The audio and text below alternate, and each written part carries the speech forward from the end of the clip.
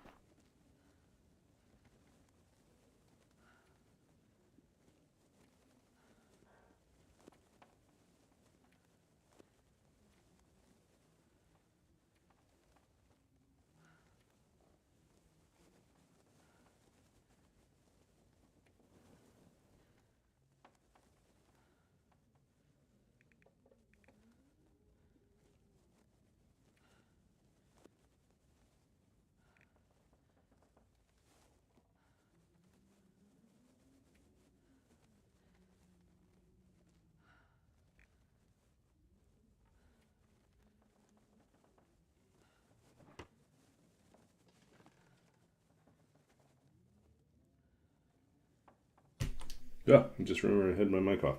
Hey, welcome in, folks. This is Babadonator. We're in the long dark, hanging out, getting ready to leave so we can deal with our cabin fever. I think we're going to go climb down, stay in the, whatchamacallit, the climb down region. But right now, we are just going to leave some stuff behind that we don't need. I think we're going to...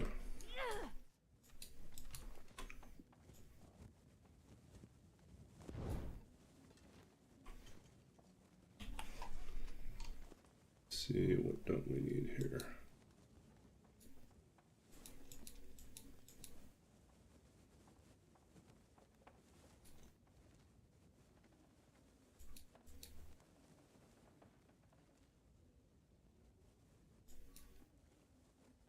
We'll somehow make this work.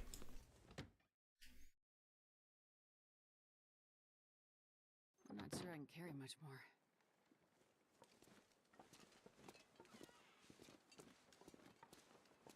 Before pandemic, that some people attempted Fallout-style campaigns.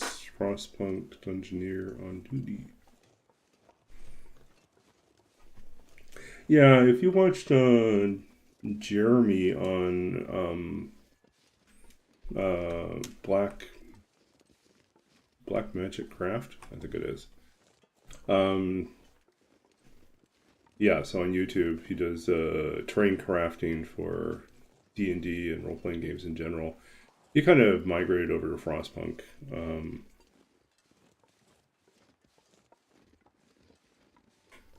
And built a lot of terrain for that and kind of talked about his love of that system.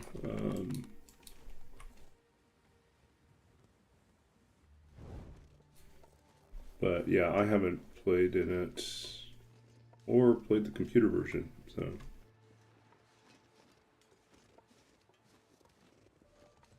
I swear, weren't we over? Didn't we spend time already in the climb down region? I feel like we just did.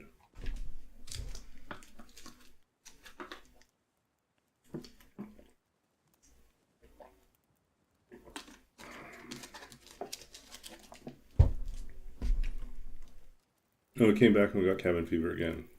Yay.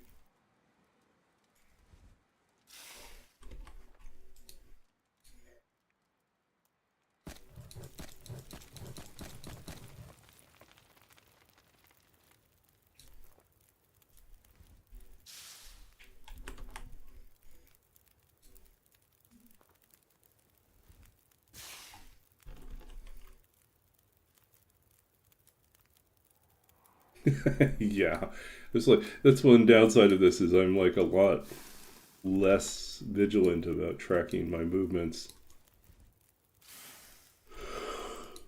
Well, it's not particularly good. Yeah, I'm pretty certain we just got back, which makes me feel like we probably should go someplace else.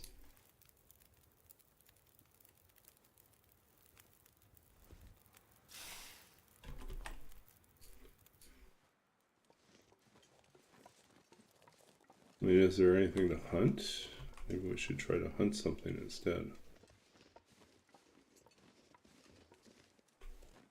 We have a bear? Or deer?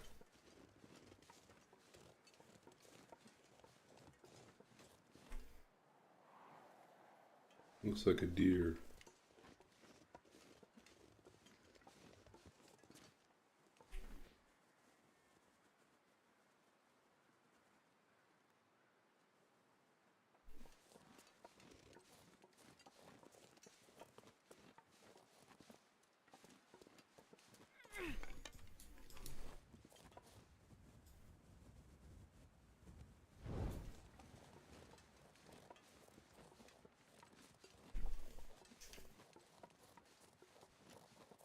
I'm kind of looking forward to hitting day 50 on this run, and then we'll just kind of mothball it and move on to a different challenge.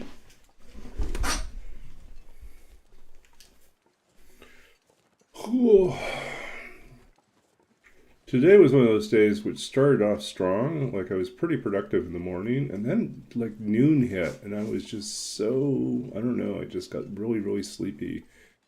And it was like, I'm not going to make any progress in what I was supposed to do in the afternoon. So I just like had lunch, took a nap, woke up, still not feeling much better. So stayed and took another nap.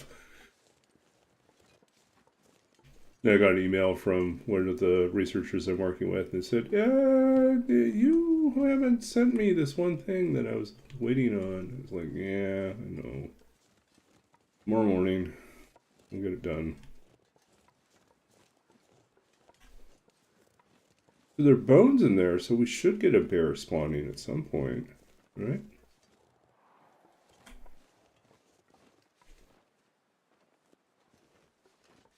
No bear?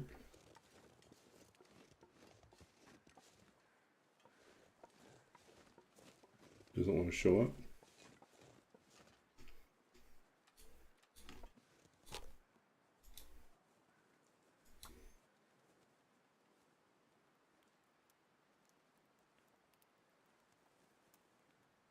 Come on, little fire. Come on.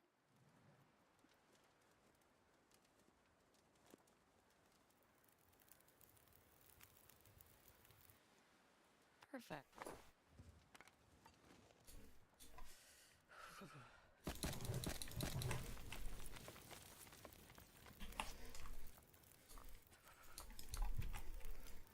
Yeah, I burnt the last two.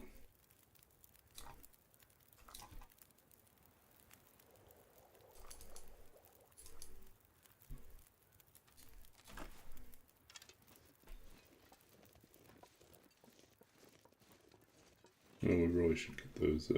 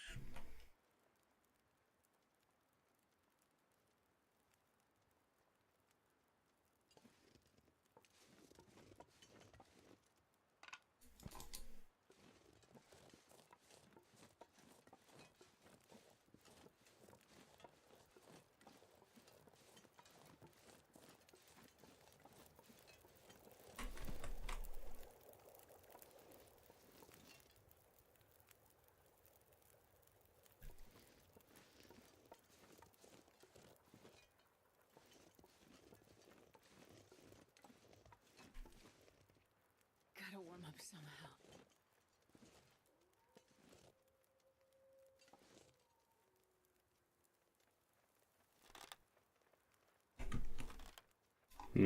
way too long.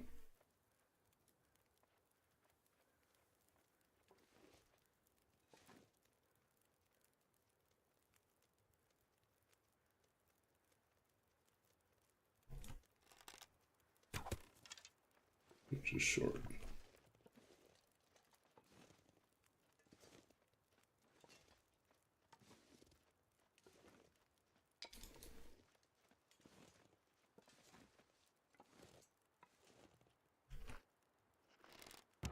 Ah, I pulled it up high. I don't know why I was doing that. It was bad. I like bumped the mouse and it went flying high.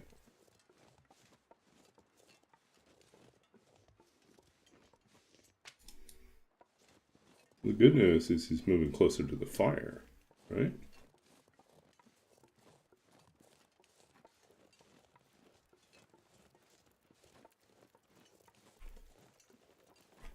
No, don't do that. You were so well positioned. Now what? So much for that.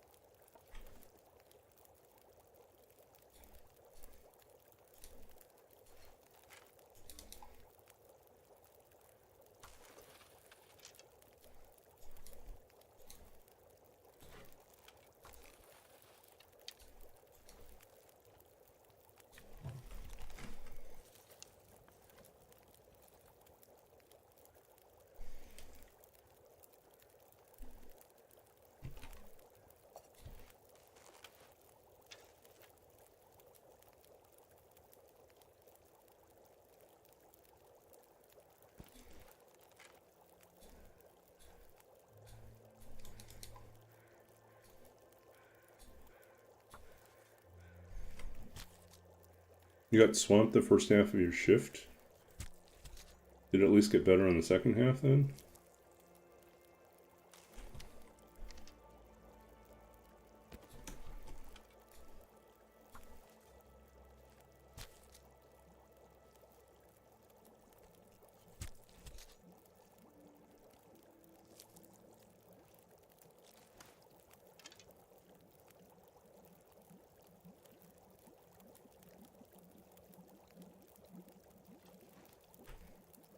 The deer didn't come back, and the rabbit is way over here.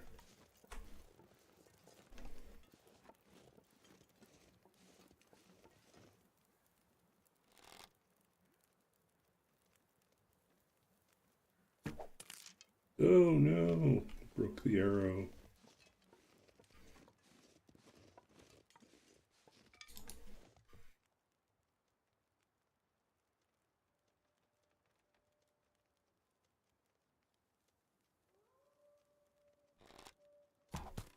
Ugh.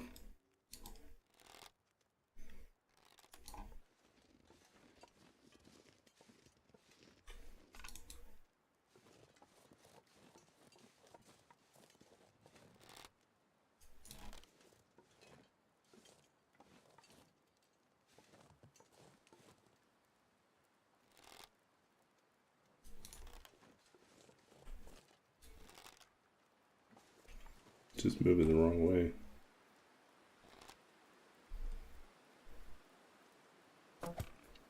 Ugh, I didn't mean to release.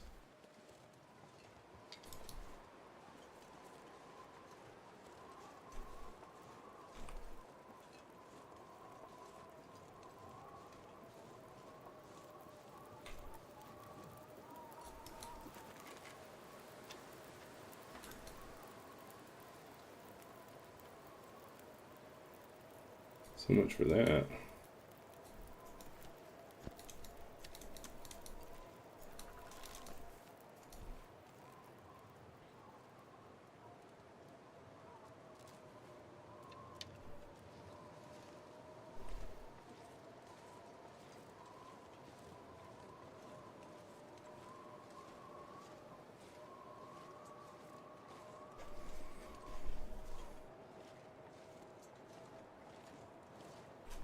Well, now you show up.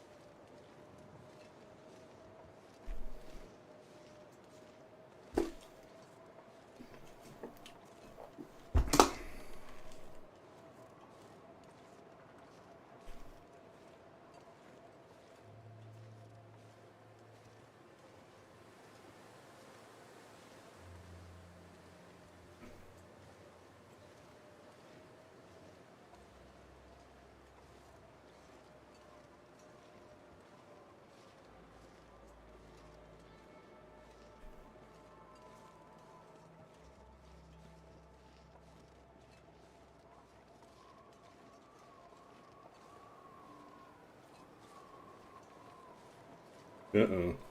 Aurora coming.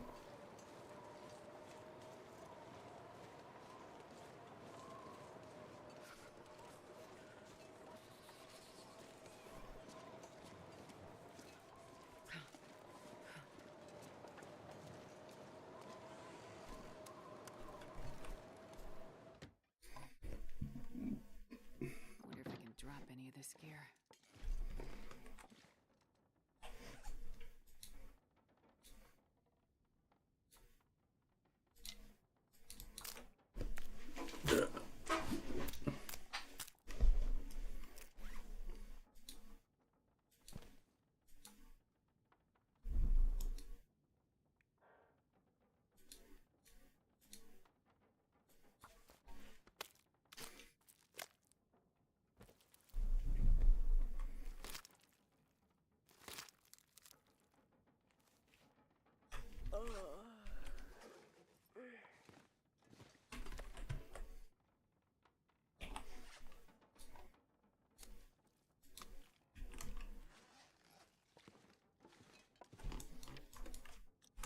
$51.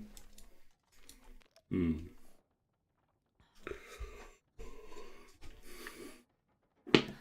I'm so hungry.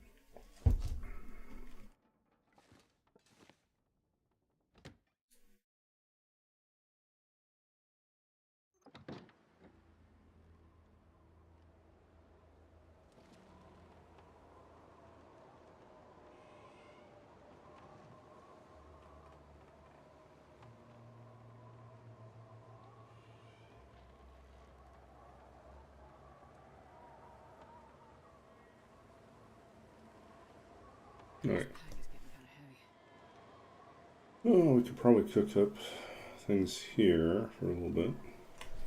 Gonna take a quick break to check on something. I'll be back.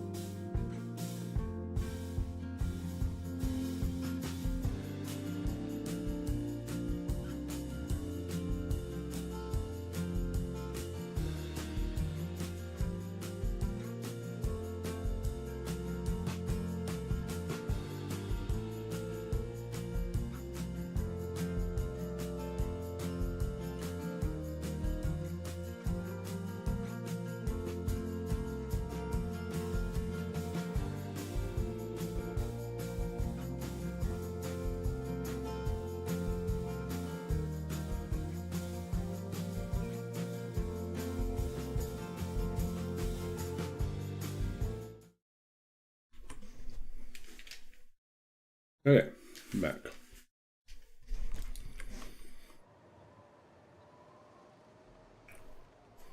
Let's get the firewood and build a fire out here.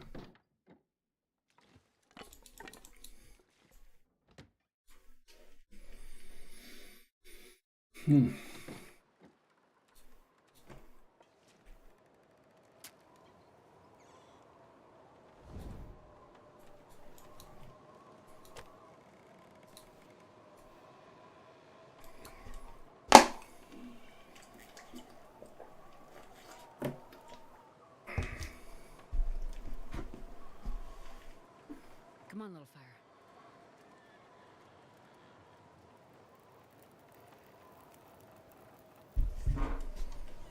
Oh, yeah. That's a good one.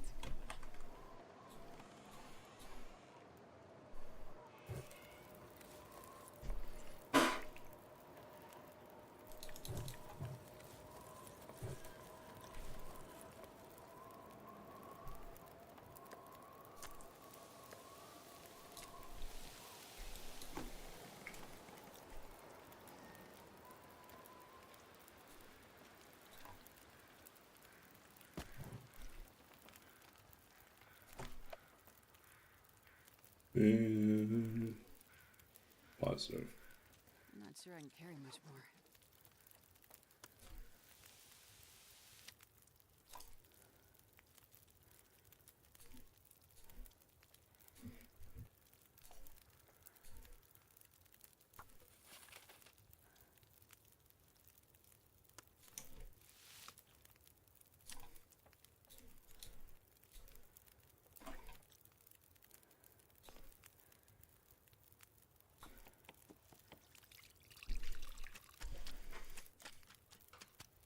It's dusk, so I can't be far behind.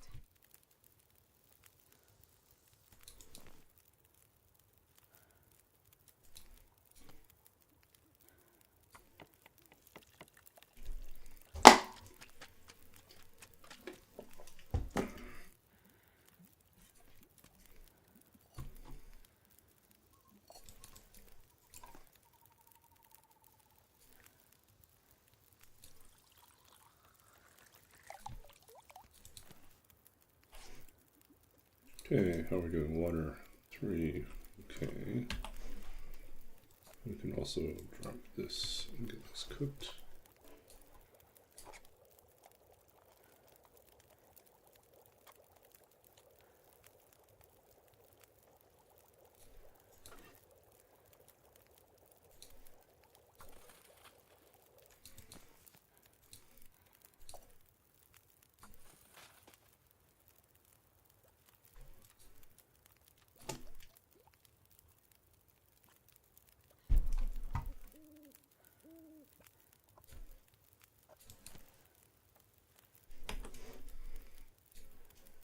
Yeah, still a ways to go.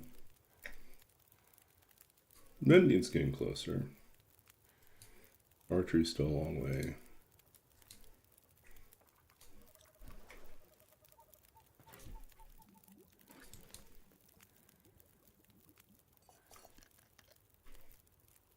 Uh-oh.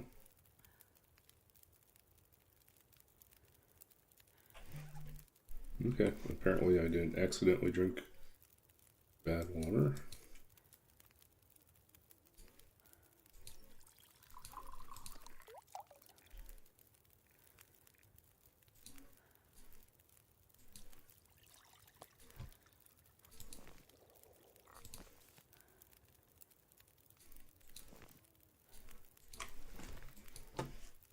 Down to 39%.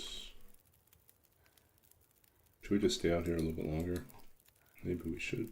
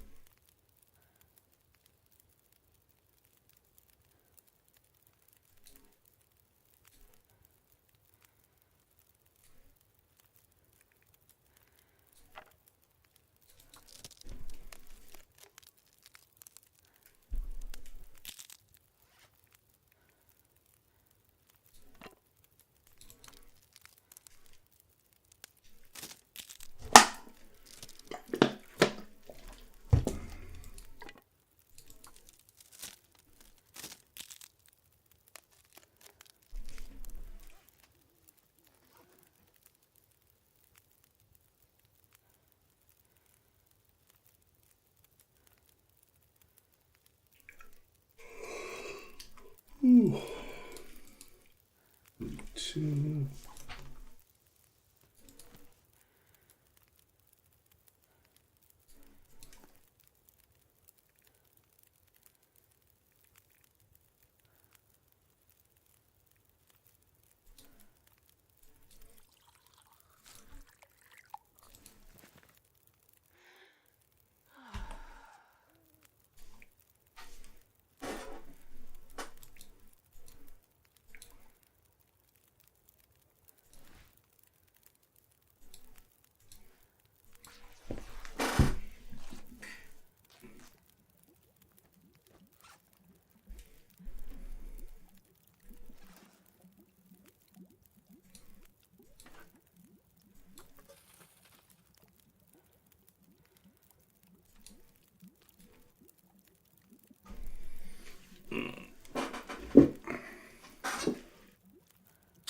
Yeah, so I think the next challenge we're going to do is the no matches challenge, which is just with flares, mag lenses, and fire striker survive.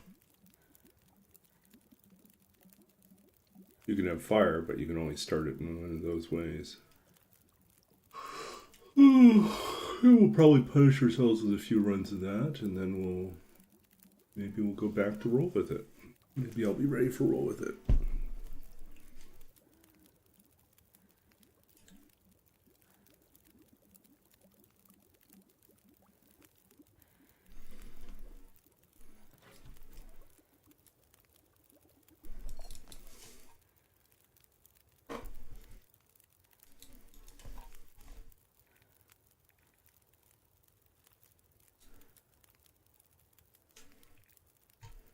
So we're almost out of flour here, so that means don't need to hold on to this.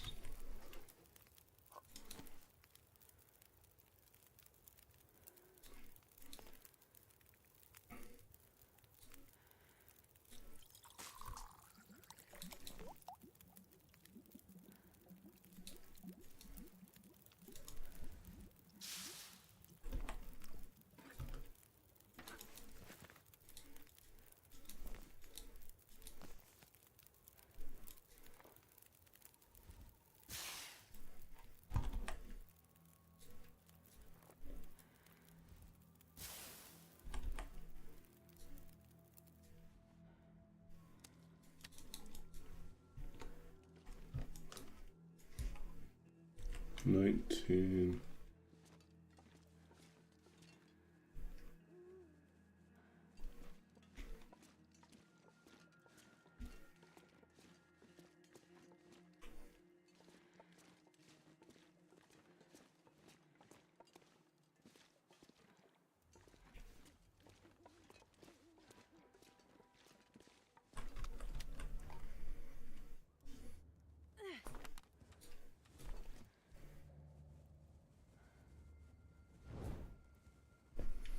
Yo, Rootbeard, good to see you.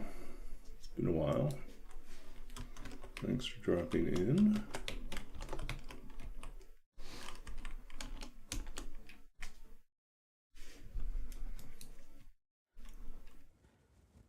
How's Long Dark treating you?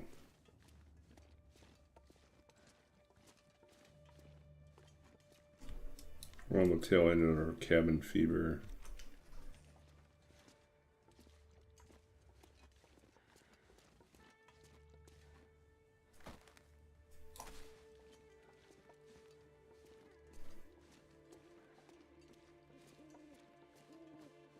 We'll go out and pick up some sticks while we wait for it to pass.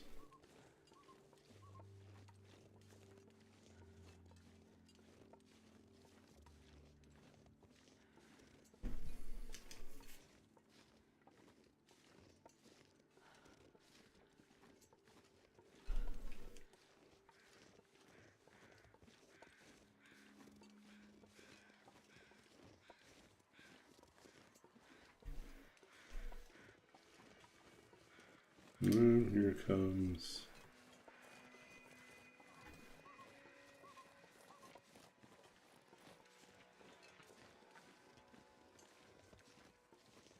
Aurora time.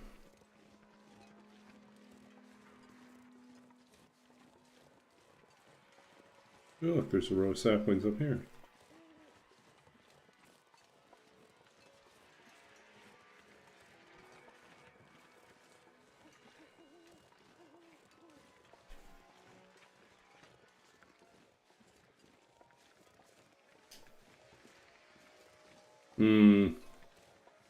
That's no fun.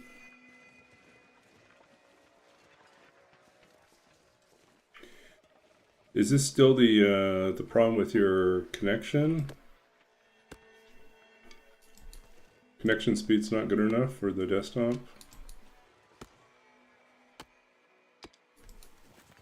to stream, or is it you don't have a working system right now and you have to rely on Switch?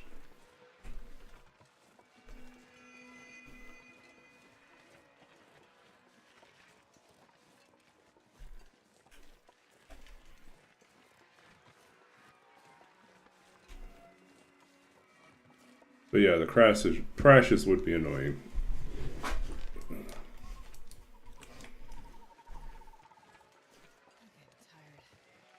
Yeah. Well, I know how you feel, Astrid. I get tired too. Oh. I'd say a waste of a match if we didn't have over 100 matches, so it's kind of not really a point.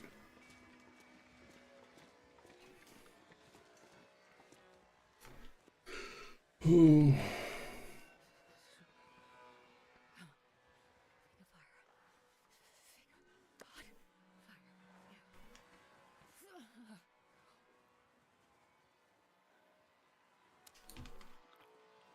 It's a separate issue? No.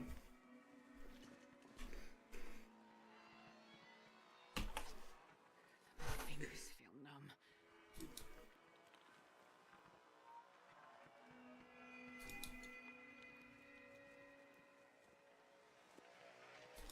So I've been watching, for the last week, I've been watching a, I think it's an Argentinian series, Spanish language. I wonder if I can drop any of this gear. Called Red Queen. And it has been phenomenal, but it's only one season, which is really sad. It's like, so as much as I've enjoyed it, I will have to find something new since I finished all 7 episodes. So.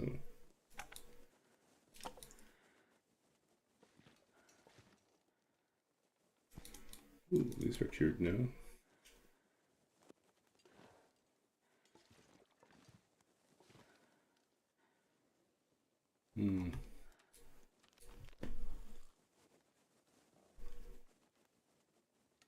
Yeah, I think it's become quite the popular show to watch, but yeah, it definitely is good. It's funny in the right places. It's pretty gripping. There's elements of horror to it. It's got a little bit of everything. I wonder if we just wait it out, will we be fine?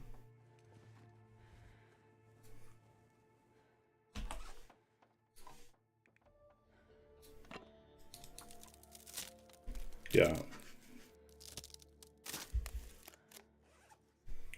But the characters are great. Really do like the characters. You know, and it's quite clearly, you know, it's got some very obvious nods to Sherlock Holmes, but at the same time it is also its own thing.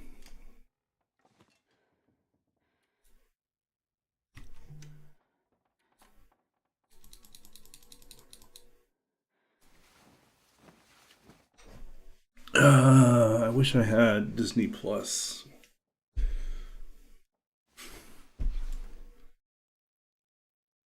Ooh, nice recovery. Good job, Astrid. Bouncing back.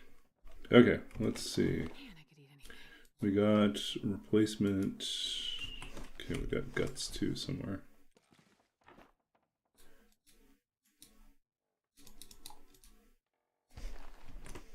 Let's do some repairs.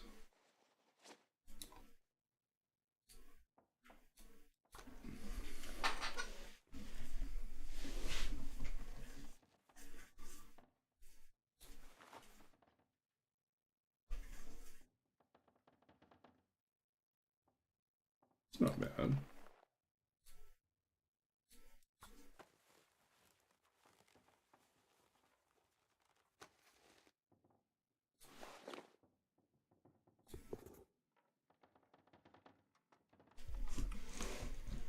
We got to control the Java adventure for a while. That's fun. 82.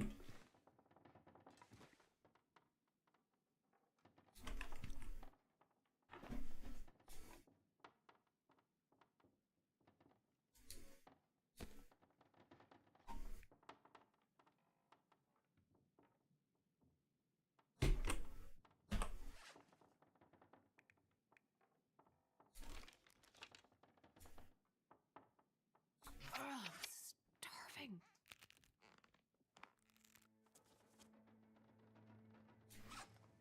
Okay.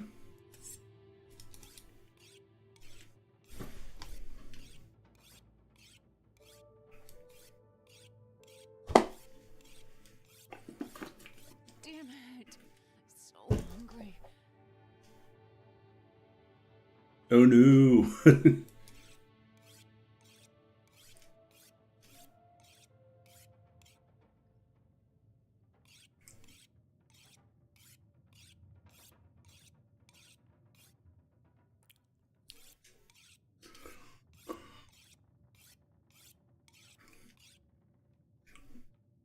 So let's see what else is new. Sunday night, I was at a Sunday night D&D game that someone else was running as a one-shot.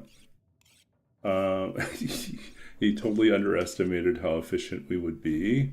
And so he thought he had planned one big encounter to take up most of the session, and instead we resolved it in about like 2 rounds. So it was a little underwhelming. I mean, it's relatively new, so it was fun. It was just we kept waiting for something else to happen, and then it was like clear that no, that was it. That was the end of the whole adventure.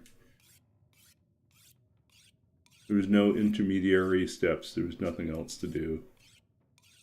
There was a lot of world building and description, but in the end, it's basically chase our way through, the ancestral home that's been ransacked by our rivals to our family, some evil agency who was up to no good, slaughtered all our servants, captured our father.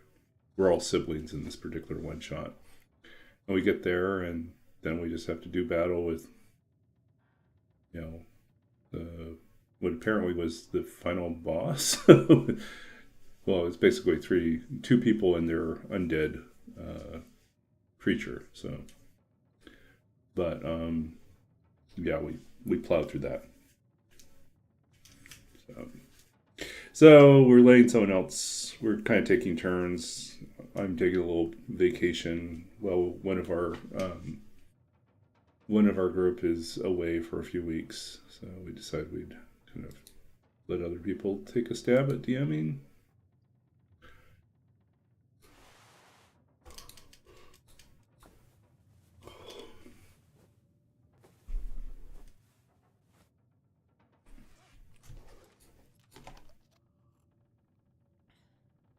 Yeah, I mean, I think like the longer I DM, the less big prep I do, and this more I like leverage stuff I've built before, or I know how to make an encounter out of something. So like out of nothing. So like the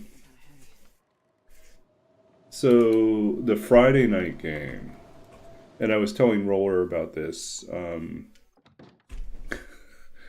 I was telling Roller about this in chat earlier over the weekend. But I was saying, let's see if I can pull that back up again.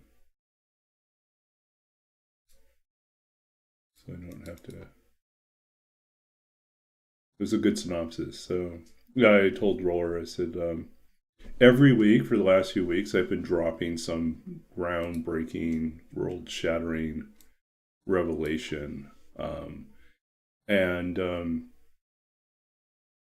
and so one of the things that happened, we didn't have like any real encounters because the party had things they wanted to do before they left town to go and deal with. There's a destination they don't have to deal with. They have to go to this dark tower and defeat one of the nightmare lords. There are 4 nightmare lords that have overtaken this world and cut it off from the rest of the cosmos. So like the gods can't have access to it. And one of the party is this favorite poetry quote.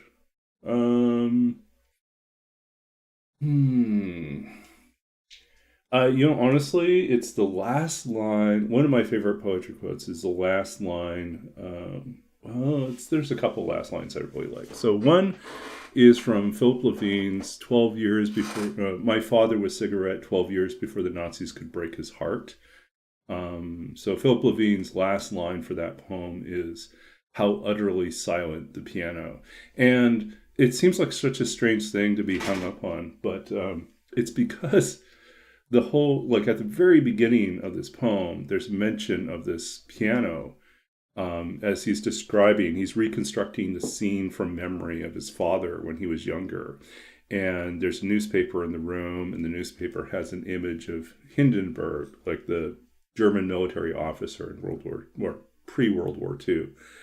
And it's about all the things that you don't know have significance until you look back on it. And for him, it's reconstructing the scene with his father when he was a child, and all the things they didn't know were happening back in Europe to their families and relatives and friends in these, in Germany and in other places where the Nazis were capturing and putting into internment camps and concentration camps and gas chambers, as relatives. And so, but early in the poem, there's a mention of other things in the room, and one of them is this piano. And then you forget completely about the piano. It's a long poem. It goes over 2 pages. And then at the end of the poem, as we return back to what happens, in that moment, in this memory that he's reconstructing, he just ends with, how utterly silent the piano. And then you realize, the piano was there the whole time and you hadn't noticed it. And that's the whole point. And so he kind of achieves this in a really wonderfully unexpected way. So let's see. I mean, I can give this a read. We'll take this detour from my D&D discussion to go poetry, because I always love to do that. Here we go. I think this is the one we're looking for. Is this it? No, it's this one, The Simple Truth. Okay. Poetry time.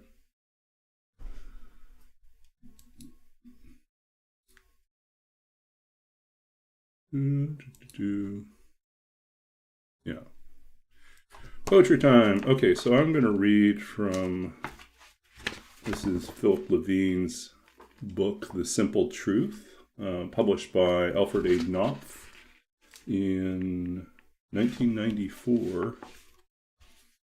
This is, my father was cigarette 12 years before the Nazis could break his heart. I remember the room in which he held a kitchen match, and with his thumbnail commanded it to flame. A brown sofa, 2 easy chairs, one covered with flowers, a black piano no one ever played, half covered by a long-fringed ornamental scarf Ray Estrada brought back from Mexico in 1931. How new the world is, you say. In that room, someone is speaking about money, asking why it matters, and my father exhales the blue smoke and says, $1 million even in large bills would be impossible. He's telling me because I see now I'm the one who asked. For I dream of money, Always coins and bills that run through my hands, money I find in the corners of unknown rooms or metal boxes I dig up in the backyard flower beds of houses I've never seen. My father rises now and goes to a closet. It's as though someone were directing a play and my father's part called for him to stand, so that the audience, which must be you, could see him in white shirt, dark trousers, held up by suspenders, a sign of the times, and conclude he is taller than his son will ever be. And as he dips into his jacket, you'll know his role calls for him to exit by the front door, leaving something unfinished. The closet lights still on, the cigarette still burning dangerously, a Yiddish paper folded to the right place so that a photograph of Hindenburg in full military regalia swims up to you out of all the details we lived. I remember the way the match flared, blue and yellow in the deepening light of a cool afternoon in early September, and the sound, part iron, part animal, part music, as the air rushed toward it out of my mouth, and his intake of breath through the right lucky strike and the smoke hanging on after the door closed, and the play ran out of acts and actors, and the audience, which must be you, grew tired of these lives that finally come to nothing, or no more than the furniture and the cotton drapes left open so the darkening sky can seem to have the last word, with half a moon and a showering of fake stars to say what the stars always say about the ordinary. Oh, you're still here. 60 years later, so you wonder what became of us, why someone put it in a book and left the book open to a page no one reads. Everything tells you he never came back, though he did before he didn't. Everything suggests it was the year Hitler came to power, the year my grandmother learned to read English novels and fell in love with David Copperfield and Oliver Twist, which she read to me, seated on a stool beside my bed, until I fell asleep. Everything tells you this is a preface to something important, the Second World War, the news that leaked back from Poland that the villages were gone. The truth is, if there is a truth, I remember the room. I remember the flame, the blue smoke, how bright and slippery were the secret coins, how David Copperfield doubted his own name, how sweet the stars seemed, peeping and blinking, how close the moon, how utterly silent the piano. Boom, exactly. So, yeah. Okay, so that's Philip Levine's. Let's see. My father is cigarette. 12 years before Nazis.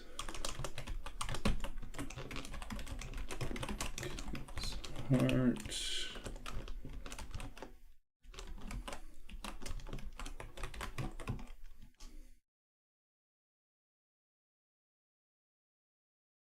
Yeah, so that's the name of the poem.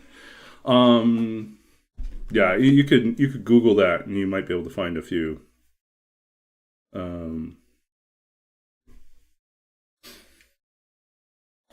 Find it. I think this is a little harder to find online. Some of his poems are everywhere, and this one, I think, because it's longer, is not always available online. But yeah, it's a fantastic poem, and it's one of the most interesting poems to me. Or one of the things that makes it really interesting to me is the way he breaks the fourth wall. He just says, "And the audience, which must be you." And he suddenly turns and he makes us part of the poem as well. And he really reinforces the idea that memory, his trying to reconstruct that memory, is as if he were making it on a stage and the whole thing were a play being played out, which is very Shakespearean as well. But and that it's possible for everything is set, everything is intentional. You just don't see it until later. So, yeah, and you forget about the piano until the end, and you go, boom! How utterly silent the piano. Man, I forgot about the piano. But it was there the whole time. Just all the evidence, all the signs of what was about to happen in World War II and what was about to happen to all these people, all these terrible things. The signs were all there and people just ignored them. We're normally not a political channel here, but I think you can you can draw your own conclusions about why that also resonates today. How silent the piano is when it shouldn't be silent. It's like, speak up, folks. Speak up. We're in dire times right now. And I'm speaking as a writer because I just heard earlier today that they're killing off the NEA, the National Endowment of the Arts, and they're pulling back the funding that they've already guaranteed. Grants that went out were promised to artists and foundations all over the U.S. And that's devastating. Yeah. But yeah. Anyways, so let's get back to a little bit about what was happening in my D&D campaign. So anyways, so we had this big build-up, like that they know that they're going to have this final encounter. They need to take down one of the 4 Nightmare Lords. And the party member who's a Githyanki, who is local to the region, everyone else in the party, well, most of the people in the party actually were pulled into this realm from another realm. They were transported against their will through a gate or a portal or rift in space and time that brought them to this location. And so they find themselves in this kind of weird West sort of setting where everything is controlled by these eldritch horrors, the Nightmare Lords. And this Githyanki Eldritch Knight is like one of their local contacts that they make. And he, in the course of the last few sessions, he has ended up in contact with the party. He came in contact with something, an artifact that the party had found back in their original world. And the artifact is otherworldly, and as it turns out, it is a artifact that contains within it a legendary a cube, or I think it's a cube that contains a sphere. The sphere itself is, or no, it's the other way around. Sphere, and then inside of it is a cube. The cube contains.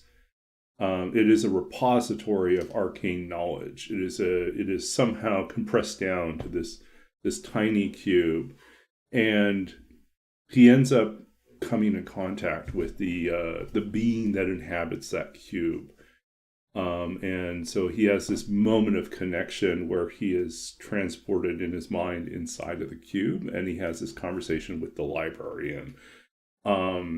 And in that process, he learns a number of really bizarre things that he was not quite ready for, or at least not anticipating. One is that he had already started to guess that he himself had not been from this realm either, and that when his parents sent him through a gate to escape an invasion on their kingdom, that he hadn't just simply transported across like physical space, but he had actually found himself in a different time, 400 years into the future. And but then he also discovers that the party are not even from the same timeline. They're actually on parallel timelines, and that the Nightmare Lords have been messing around with timelines to enact greater forms of chaos until they can cause like a complete explosion, a cosmic disruption on a really grand scale. And so, yeah. And so that's kind of the big reveal there. So the party is also like, yeah. So there's a lot of things that are going to happen, but really there's like this domino effect. If they can defeat one of the Nightmare Lords, then they can set up a chain reaction that will break the seal over the world that allows clerics and believers to access the power of their original gods and that might overturn the balance of power so that they can actually regain control over the world. And also set free a different eldritch being who is the patron of one of the other party members, a gigantic cosmic crab that ate part of the moon at some point in the past, and then was betrayed by the Nightmare Lords and enslaved or imprisoned, I guess, like beneath the four towers. Yeah. Oh yeah, and then the cleric druid in the party, went on a weird drug trip, and so I spun this, like, talking about like no prep improv. He decided that he was going to smoke, which we already knew from his encounter with the vendor, a particularly potent and hallucinogenic substance that would lead him to have like some really bizarre visions. And sure enough, I had to like spin an entire bizarre vision that also would make some sort of weird symbolic sense to the larger story. And so we got to listen in on the weird drug trip that he goes on, where he starts shrinking, and he goes super, super small until he's like the size, then he's like encountering like a tiny, he like shrinks down to the size of an ant, and then he's even smaller than the ant. He's like the size of the hair of the ant, and he sees like glistening at the top of the hair of the ant, there is this tiny speck, a little bubble. When he approaches it, he realizes it's actually a city. And so he tries to enter the city, but the gates people at the city tell him that he's not expected to arrive until Thursday. And so they refuse him entry, and then he has to like turn back. And when he turns back, he goes through a whole different like weird trip. And in the process, there's like little hints about some of the things that might happen. So yeah, it was a Tuesday and he was supposed to be there Thursday. So but it was just sort of like, you gotta like throw your players weird stuff sometimes, and it's the end of the campaign, right? It's we only got probably about another month left of sessions, and I think it's going to be a wild ride. Okay, what do I want to do here?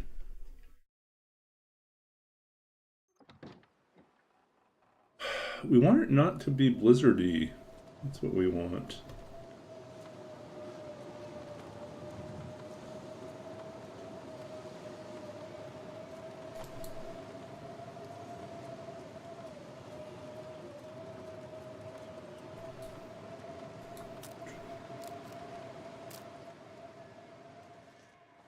Oh, thankfully.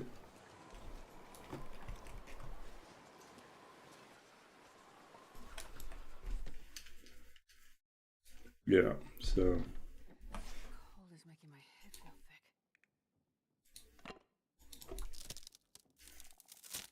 thick. But yeah, I think some of my best D&D experiences have come when we have really embraced weirdness, and the improv has gone off in a strange direction.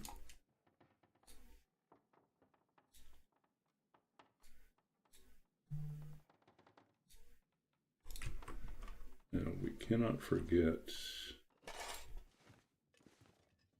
make our life easier here.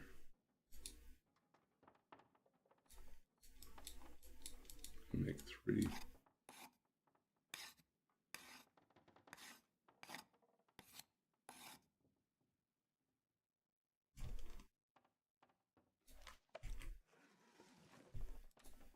Now this is what happens when you have a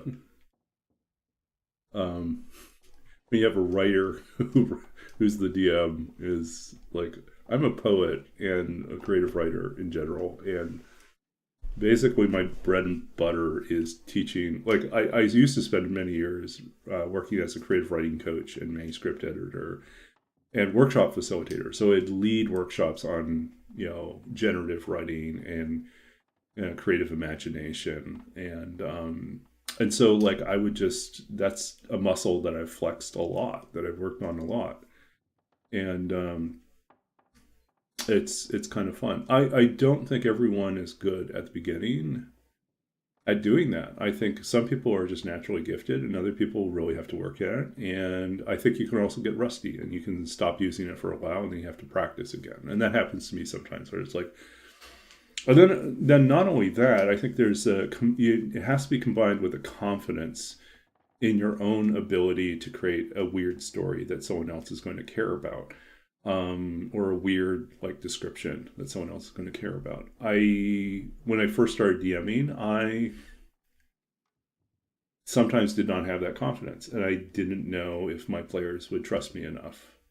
And when you have that anxiety, then sometimes you hold back, and your players know that you're holding back, or maybe they don't know that you're holding back, but it's just not as enjoyable as leaning completely into the weirdness and doing weird stuff, because you can try it out and figure out where the bounds are, and then keep going from there.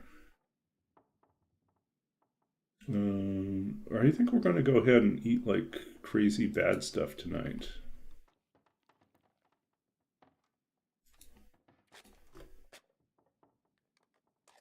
No, not a security officer named Elon. But we somehow did not get food poisoning from eating either of those two things. That is remarkable.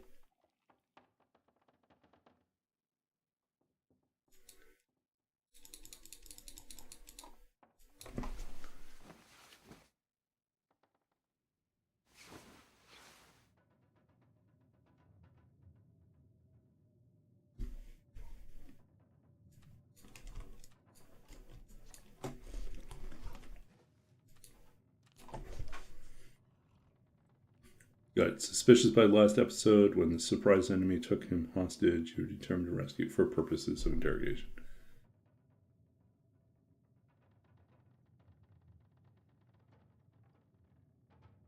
Yeah, I think like the easy D&D lends itself really well to being a combat simulation. It is at its heart. It began as a war game, right?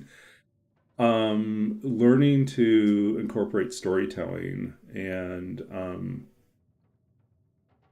I mean like here's what I would recommend. I think like one thing is you don't need to do a lot of world building. I think that sometimes people get really daunted by like, oh, how much work do I need to spend in developing this entire complicated world and all these factions and all this other stuff. Most of the time your players are never going to encounter half the stuff that you develop. So it's not worth doing it all up front. Instead, what you should do is get into the habit of leaving breadcrumbs, just little hooks, little things that might be red herrings, might not be, might be a throwaway thing. Like if they find treasure, like I always make certain I describe the treasure in different ways, So it's not like, oh, it's a gold ring. It's like you find a gold ring with insignia on it of a deer and a hunter locked in a death battle, both mortally wounded. And it's like, whoa, what was that about? Or maybe it has like 2 trees and a star, or 2 trees and a crescent moon between them. It's like, well, what is that a symbol of? I don't know yet. It's like, if they are interested, they will ask more questions. And then it gives you an excuse to kind of build out a little bit more. Sometimes there are weird coincidences, or you forget about something and you mention something that's similar in description to something else that happened earlier, and the party decides that there is an obvious connection. Their paranoia will like lead them to imagine a more complicated scenario in which all these things are connected, and just let them do that. Because that's much more entertaining than most of the stuff that we develop. So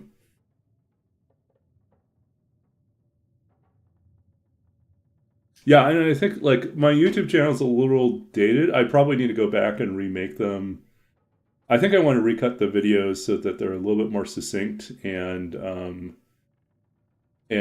better illustrated. I think back then I was still in the talking head mode, and I think I want to rethink how they work. But yeah. Oh, thanks. But yeah, there's stuff on the Fantastic Descriptions YouTube channel that goes into that. Yeah. Let's see if I still have that. Does that work? No. Okay. Well, anyways, it's I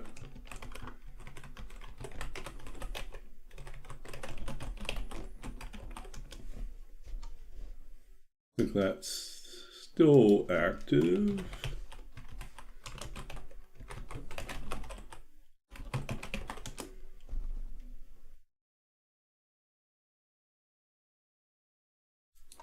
Why does it not like that?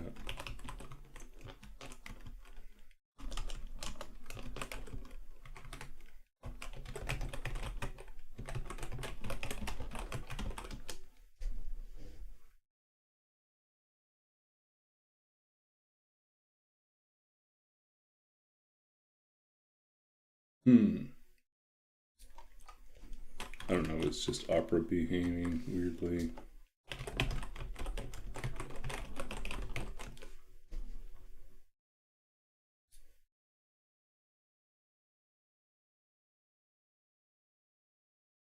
Welcome to Fantastic Description. Okay, so there's the...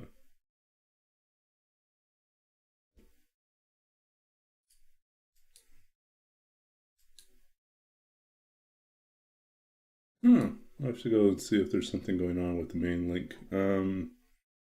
But in any case...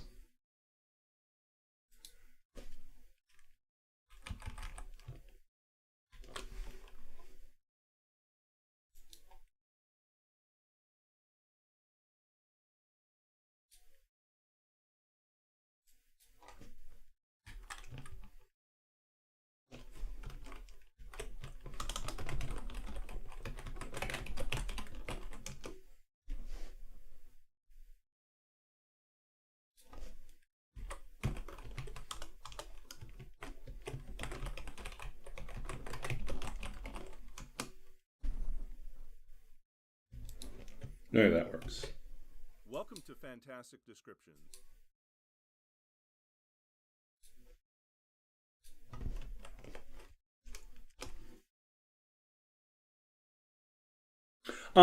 Question is being a dungeon master hard? Okay.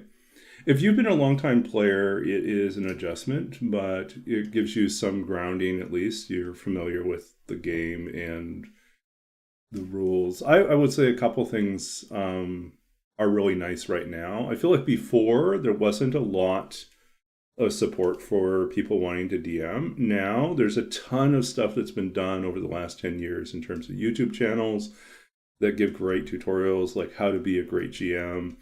And you know, it's just a wide range of like really, really fantastic tutorials out there.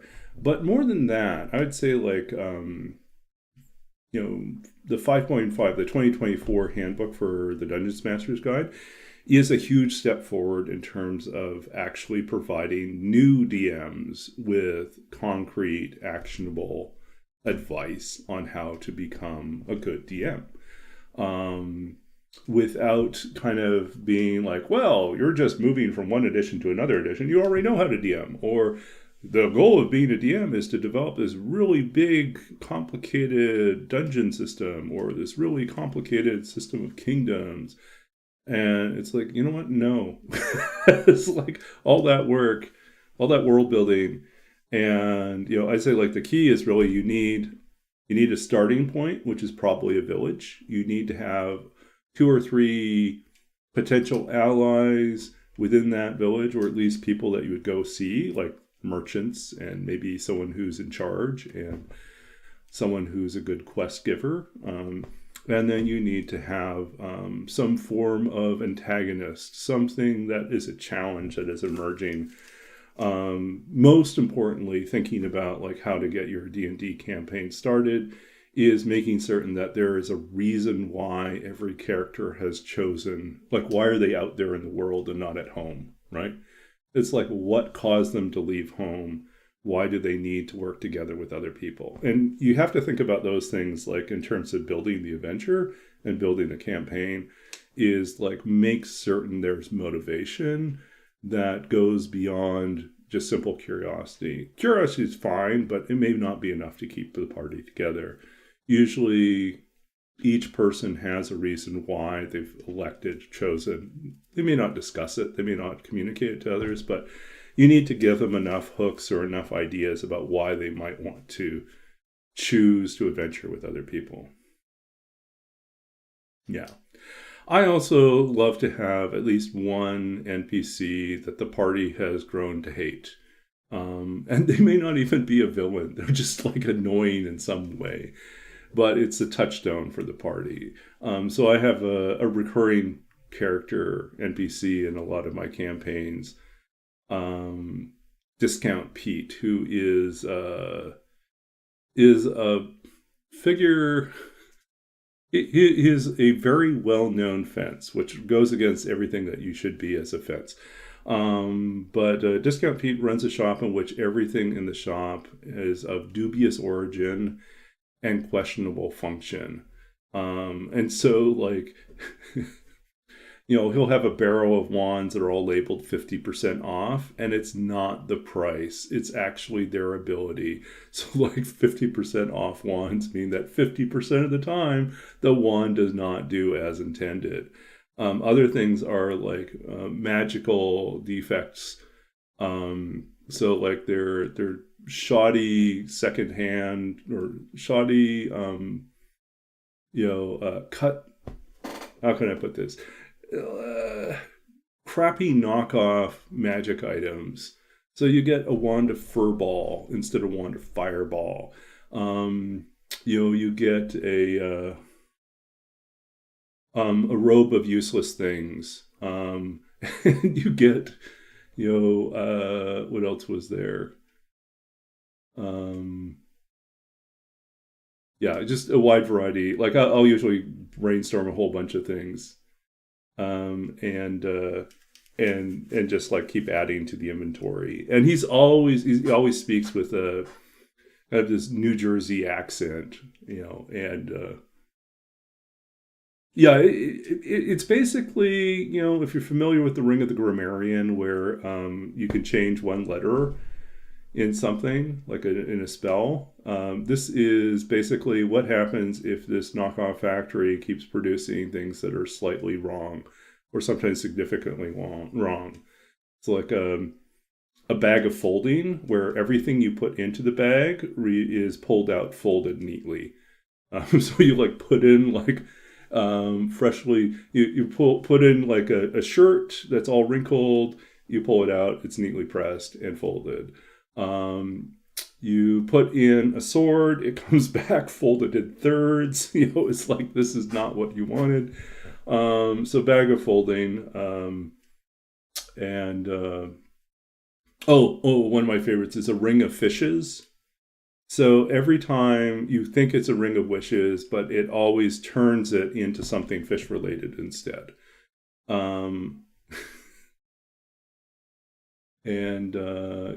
So there's like all sorts of weird stuff like that. I think that's what keeps it fun. I love introducing magic items that are magical without being breaking. But sometimes people find a way to like turn even like the ridiculous thing that I created into something that might be useful. So the one of furball, for instance, creates a furball. The size like covers the area that a regular fireball would, and it is highly flammable. So although it is not exploding and causing fire damage initially, if you do throw a spark on it, it will light up very quickly. So it may still have your intended effect, not as powerful, but still kind of entertaining.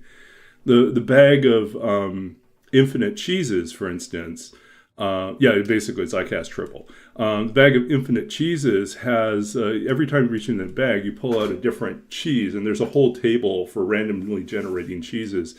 And all the cheeses are incredibly potent, like very very pungent. So much so you have to make a Constitution save, if you're attempting to eat it. But if you successfully make your save, then there is a slight magical effect that lingers for an hour afterwards. And so there's just tempting enough that you might subject yourself to this. But if you fail, it's projectile vomiting for 10 minutes, which is also, funny in a juvenile way. So I think it's always can be fun to play around with people's expectations.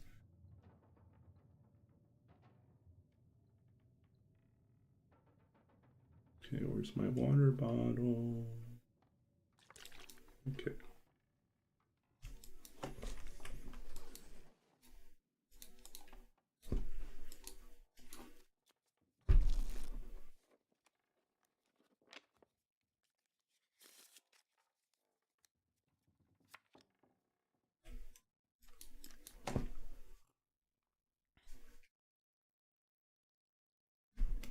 I need to find food.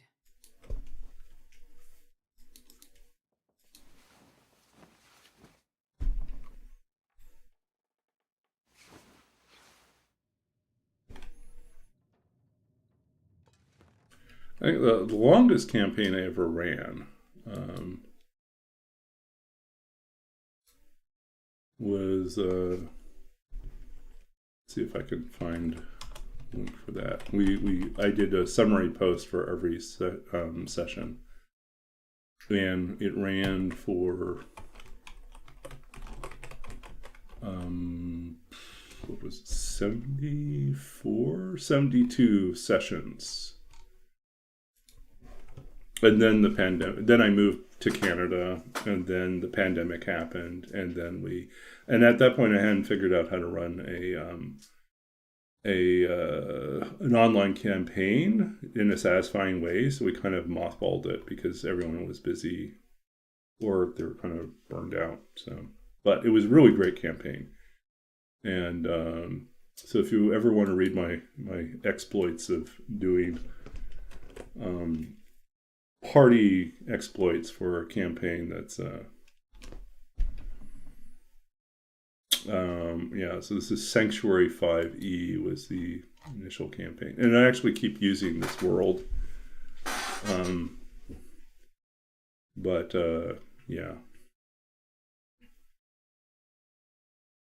this was something I ran in Portland for several, or at least 2 years, I think it was. But there's a better way to look at it is probably through, like, I would treat this like,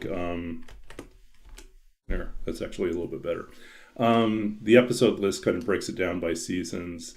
One of the best pieces of advice I was ever given about how to run, like how to DM, was to think about each session as a TV episode, and that a series of sessions, like a campaign arc, is really a season. And so when you think about it as episodes and seasons, you think about what would make an interesting episode. What kind of episode is this? And what would be a good way to end the episode? Is there some sort of cliffhanger or some sort of like reveal that happens in the course of this episode that's important? Is this like, and how does this build? How are the seeds of this particular arc? How does this particular arc's like ending or big challenge going to be revealed, earlier on? And so I don't need to know everything, but I can think about it in that way. But I think like the episode list kind of gives you a good overview of what those seasons ended up becoming. Some are shorter than others. But yeah, we went through 9 arcs, and we reached, I think in the end, like level 12 or 13. It was slow progression. I did slow down the progression a bit. But it was very, very fun. This was a fantastic group. So anyways, that's kind of a sneak peek at like some of those campaigns. I would love to running like an online campaign on Twitch, like streaming a campaign is so much work. I have looked into it and I've studied like successful ones, and there is so much behind the scenes work that has to happen. And honestly, the likelihood of making enough money to make it work is slim. So, I mean, to make it worthwhile, because, really there's all this behind the scenes production work and post production work and design work and technology. You basically have to ensure that everyone, like the reason why so many of those shows all take place in the same room, like even though they're all mic'd separately, well, they have to be, but it's easier to film it if they're all in the same room. Why? Because the equipment can be ensured to be, like the sound balancing, everything else can work nicely that way. Doing things remotely, there's a lot more variance in terms of sound quality, in terms of mics, in terms of like cameras and lighting. All this stuff is a pain to deal with. Yeah, and then in terms of like, there's so much like most normal games have weird like distractions where we go off and we think about something completely out of game. We get into a side conversation about something else and we come back, or we have like long sort of weird detours in the game that might make sense for the players but probably not for the audience. Yeah, it's so expensive on mics and CGI. It's really, and like any sort of interface that they use to display character sheets or virtual tabletop stuff like that.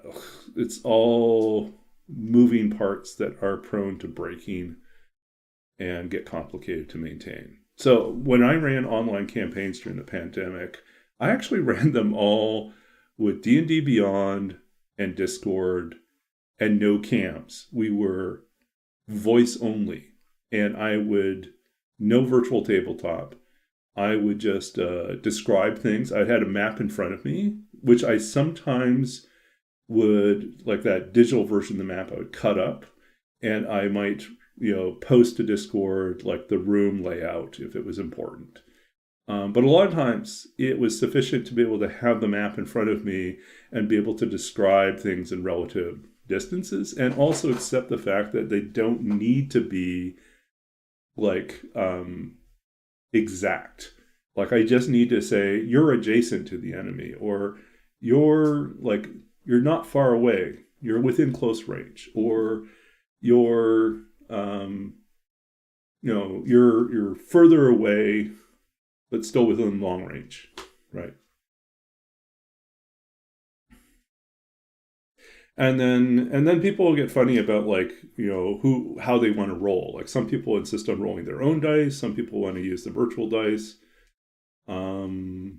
Yeah, and then we had like a Discord. We had Avray, the bot Avray, which connected to D&D Beyond and did the rolling. So from D&D Beyond, you could roll, and it would report through Avray, and it would then report the roll results in Discord. And so we were just looking at, the Discord, and then having your character sheet up. So.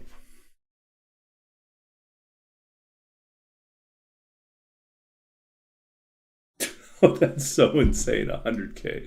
I have no money for that. It's like, I'm not going to do that. I used to spend a long time setting up everything.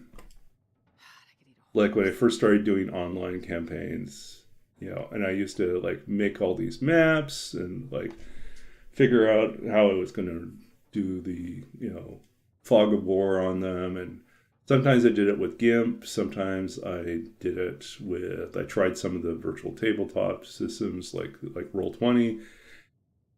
And I realized it was really cramping my style in the sense that I didn't really have the ability to quickly adapt to the party's decision to go a different direction than what I had planned.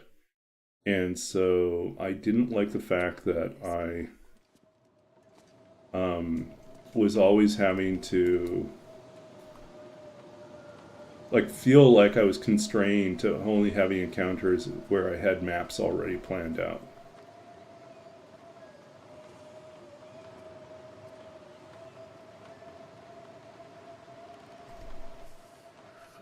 Yeah, Critical Role had that kind of money, and then Matt Colville, I think, after his big Kickstarter campaigns, had that kind of money. But I don't know how much got consumed by just paying for all the book design, layout, editing work. Doing like a high quality book and commissioning all that art is not cheap. And so, for all the money that they made, the production costs and there's a lot of other costs. So I think he used some of the money that was left over too. Man, we're stuck here again.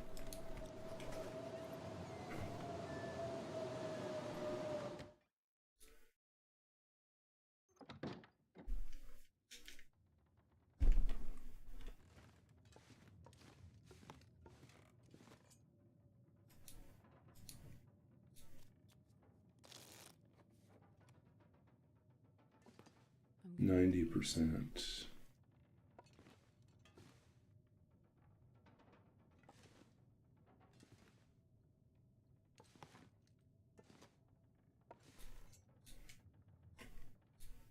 Could make a snare. Man, this pack is getting kind of heavy.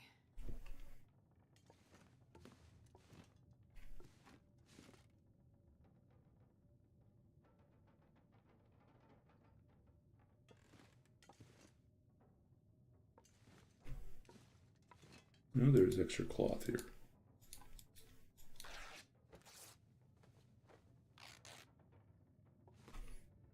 I mean, if we want to hunt another bear, we could go out to the lake and try to hunt the bear there.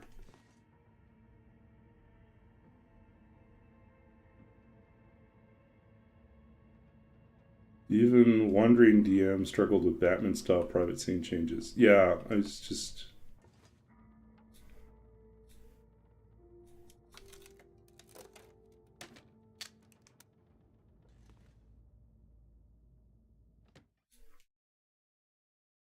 Yeah, whenever the party splits up, that's a headache too. Yeah, I think it's just so much harder. So much harder to do it if you like commit to having a virtual tabletop and commit to having a lot of visual effects.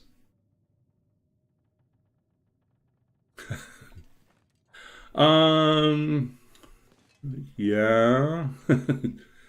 I don't know. It would be awesome. It totally would be awesome. I have actually thought about turning that first campaign, Carry much more. the one that I just sent the link for.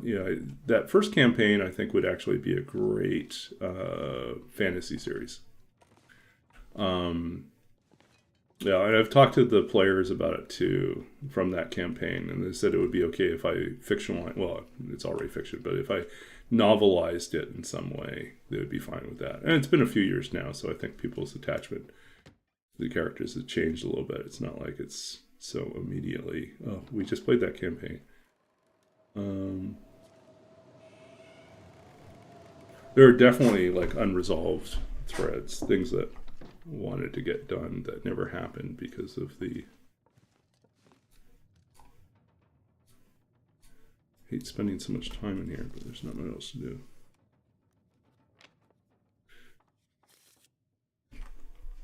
But I think one of the biggest challenges is that there's really, most studios don't see fantasy movies as making enough money. It's very risky. It's easier if the IP, if the brand or the idea is like well known already. But something that's not known, yeah, they're not going to make it. It's super niche, I mean, they were shocked. People were really shocked at the success of Game of Thrones. And you could tell from the first season, the showrunners didn't know why their show was being so successful. They thought their target demographic was going to be, 18 to 25 men, right? That's what they thought. They thought they were going to get like mostly men, 25, 30, men who wanted a little gratuitous nudity and lots of violence. What they didn't see coming was the fact that people wanted the story and they really liked the characters and they liked the intrigue. And in the end, they didn't have to have all the extra, show as much skin as they needed to, or as they did. They can get away with a lot less. In later seasons, you kind of see that. So they realized people aren't watching this just because they want to see, see skin. They actually really want to know what happens next in the story. And then, of course, there's the disaster of the final season where they just kind of, the showrunners now are like, oh, we're tired of doing this show. Can't we just speed it up? And George R. R. Martin's not giving us enough material. He keeps telling us it needs another 2 seasons, but we want to go on do our own pet project. That's going to be awesome, which turns out to be a super dud. And yeah, so I think like that was kind of the takeaway from that. Like, so like even with its success, they didn't know what exactly they had done.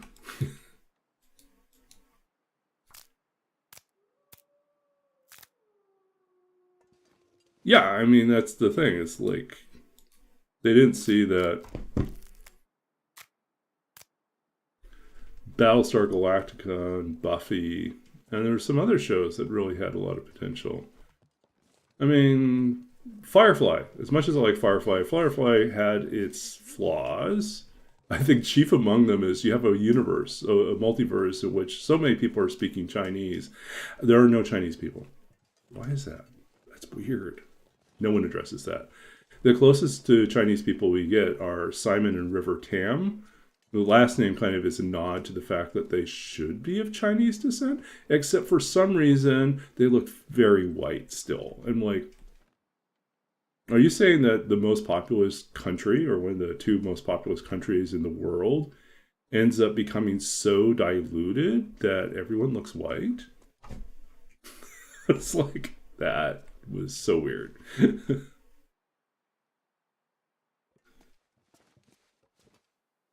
All right. What are we doing? We're just wandering around in the winter wonderland. Okay, we don't need all these stinking cans. Let's leave them behind. We've got some torches. We've got our stuff.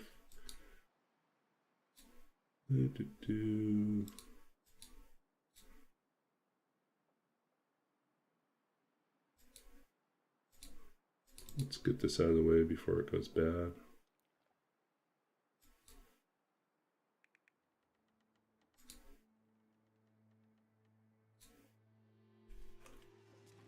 Okay, do we need to carry all the firewood?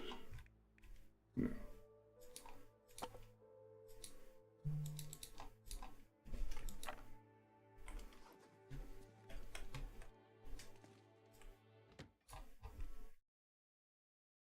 This pack is getting kind of heavy.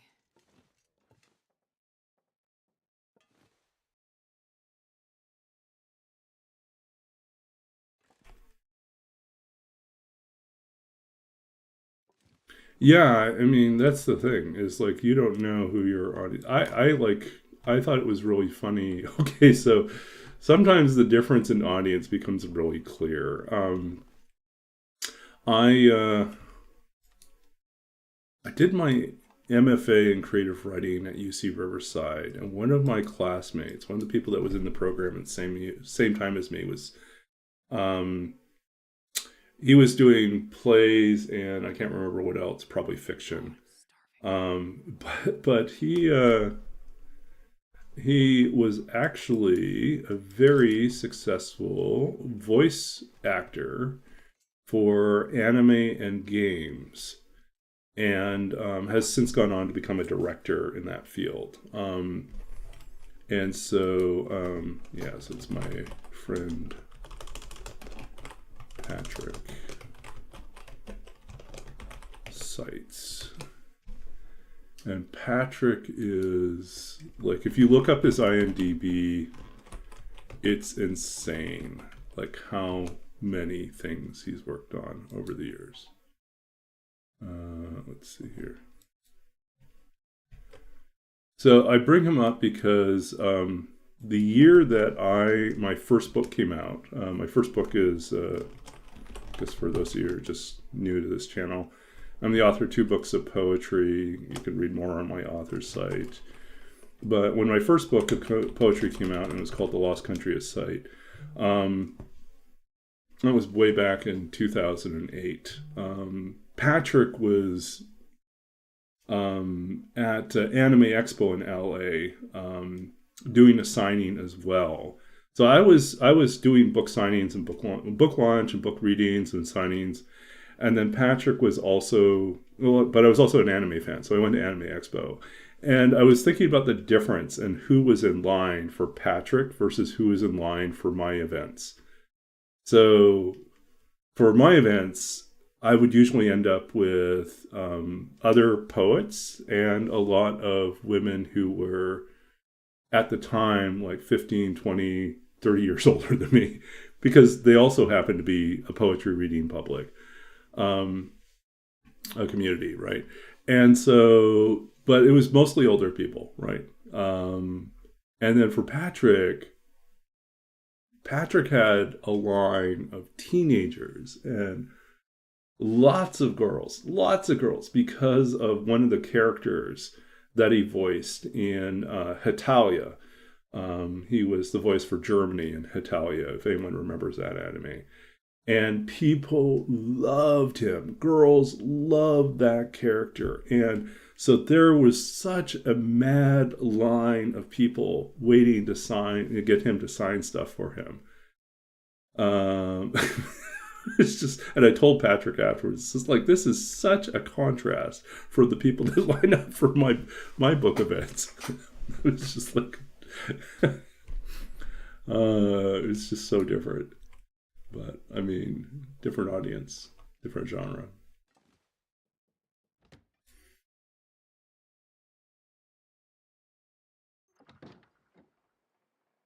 Hey. Weather's fine. Should we just grab our crowbar and go? I don't know. Maybe we should go and take our primer. We'll be back. We'll be back for more stuff here. This is almost done, but do we have a Fire Striker yet? I don't know if we have a Fire Striker. Yeah, we have a Maglins, no Fire Striker. Maybe we'll go over there. I don't know if we want to kill another bear. Oh, you know what we should do? Okay, we should definitely do this. We should definitely map. I need to find some place to escape this cold. Because we know cougar's way up there. Okay, so we are far away from the cougar. We just don't want to go up to the cougar. The cougar is in this area, and we have been here kind of long.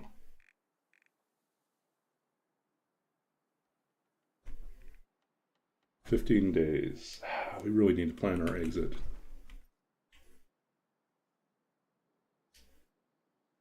Yeah, I know. There's also like, yeah, it's like every time I start to feel old, something happens that reminds me there are people that are older than me. And so this happened, I think I mentioned this last week. I ended up having a conversation with someone who is starting this fall in the master's program that I'm just finishing in library science. He did his PhD in 1999. So it's like, so yeah, just he's already been faculty at least one other institution, and yeah, it's just different.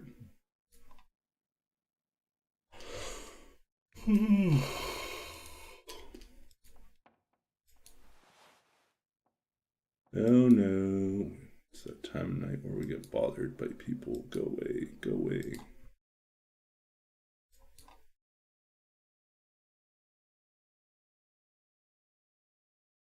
Okay. I just keep wondering what I should be doing next here. I think I may just have to accept that it's time to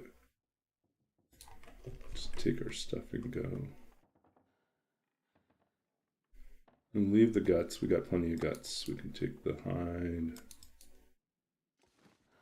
Actually, maybe we'll let these go for a little bit longer. We'll do that one field trip and then we'll come back for all this stuff.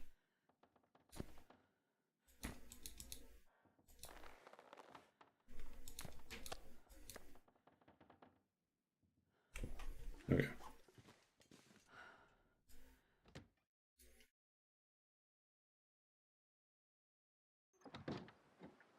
Windy again. This will not let up. Sure getting cold. Read us a poem. Okay. Another poem. Okay, we'll read something. Okay, we'll read something from my second book of poetry. This is from Babbage's Dream, published in by Centrist Publications in 2017.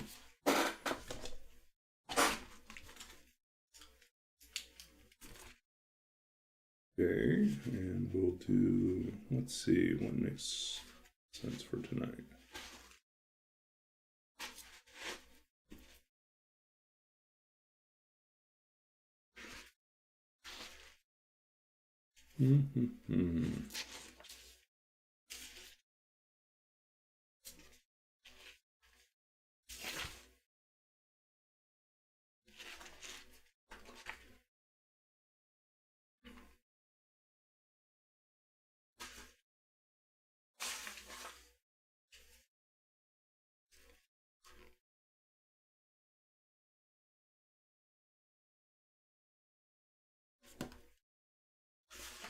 Okay.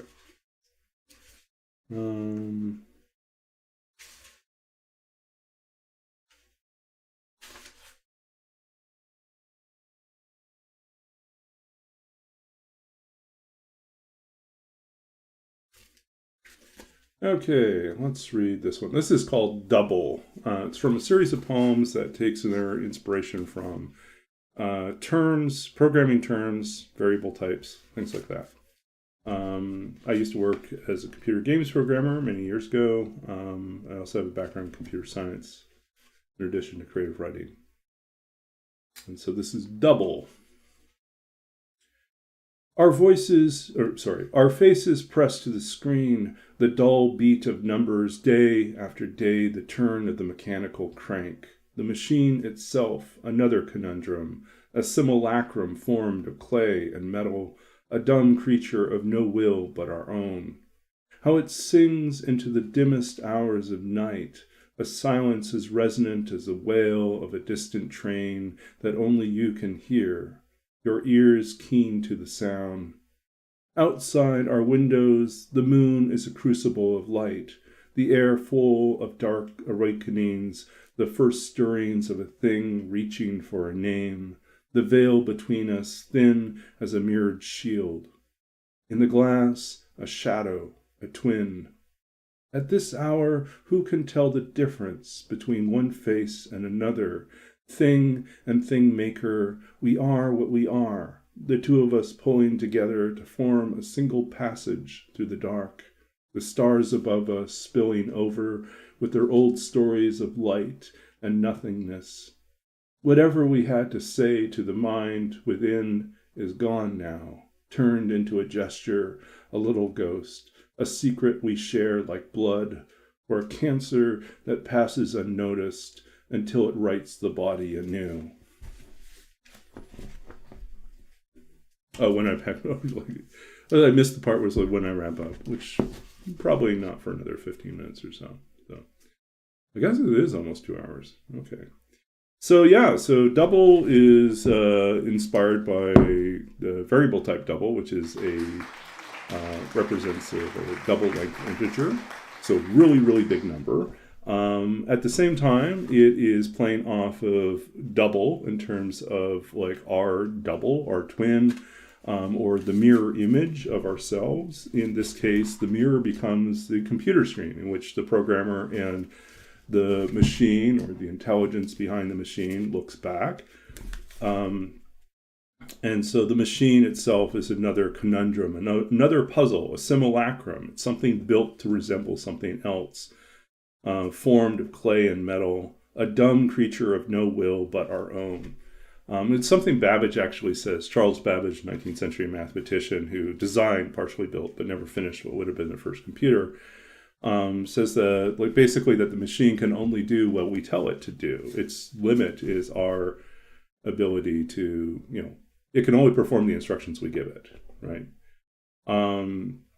And we can be really inventive. Modern programming allows us to be incredibly innovative, inventive, and expansive in terms of what that means, but ultimately it's still following programming. So, and then it kind of goes on from there. Trying to think of some other behind the poem type things that might be interesting to you to know. The first stirrings of a thing reaching for a name. So in this moment, it kind of evokes a little bit of Frankenstein's creature.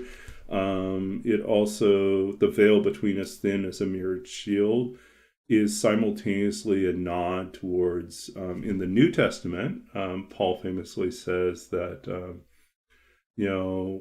it's, we stare into a mirror darkly, into the glass darkly, and then we see ourselves. Really bad that I forgot the exact quote here, but yeah, there's that. It's as if we see ourselves in a mirror darkly, or in a glass darkly. But the mirrored shield, that goes back to the story around Medusa, right? In terms of raising the mirrored shield to avoid being turned to stone. And then kind of the poem kind of moves towards this interesting puzzle that at the end, who is it that decides which of us is the thing and which of us is the thing maker? Are we, what is the difference? At some point, do we come so close together that we really are as if we're both in the same boat rowing together? A single passage, which is simultaneously a passage of code, but also a passage as if you are moving through, passing through, a place in the dark, the waters in the dark. Yeah. And then there was like an interesting thing that I thought about at the end about how even cancer is a type of programming, a virus in the body that is rewriting the code of the body, and that's the problem. So, anyways, so that's from Babbage's dream. Okay, we are getting close to time to wrap up. And the wind is really gusty, and it's almost dark out. Still have cabin fever issues. This pack is getting too heavy to carry. This wind is just kind of crippling our efforts to do anything productive, I feel like. You know what we should do?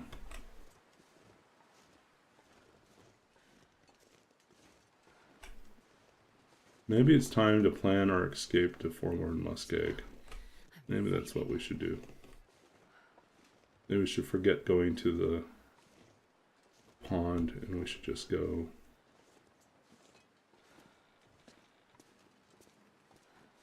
Okay. I'm going to do it this way. Let's get our thing deployed. And maybe we'll do that in the morning since we're going to have to spend another night here. Okay. So I guess even though I wasn't thinking of that as being the end of the stream, it actually kind of is a good time to finish. Because I think we're going to need full rest here. Yeah, I'm trying to think if there's anything else we can really do.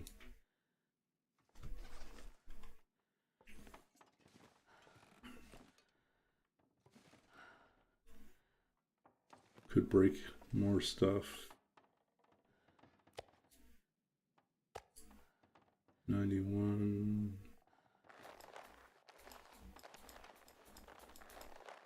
I can barely walk with this much gear. Okay.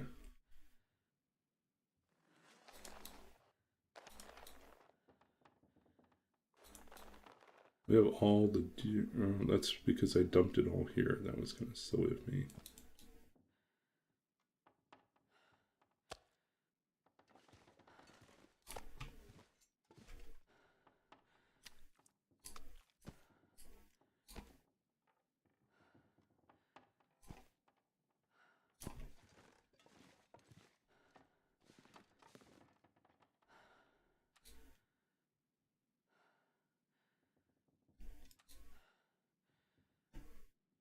Okay.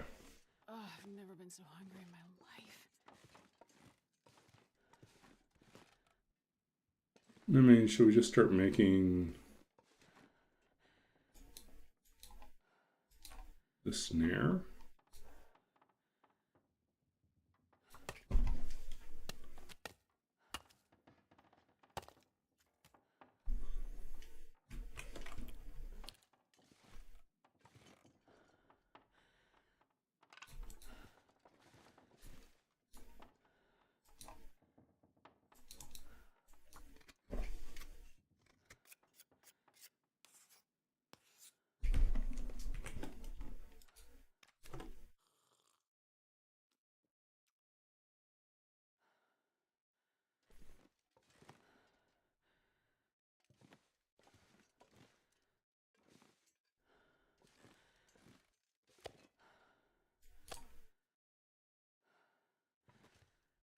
Two wolves is not a coat. One bear hide is not a coat. I'm not going to be able to carry this load for much longer.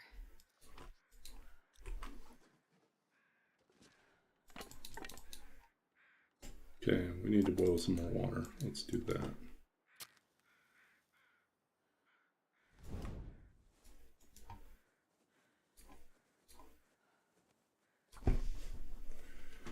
Okay. Come on, little fire.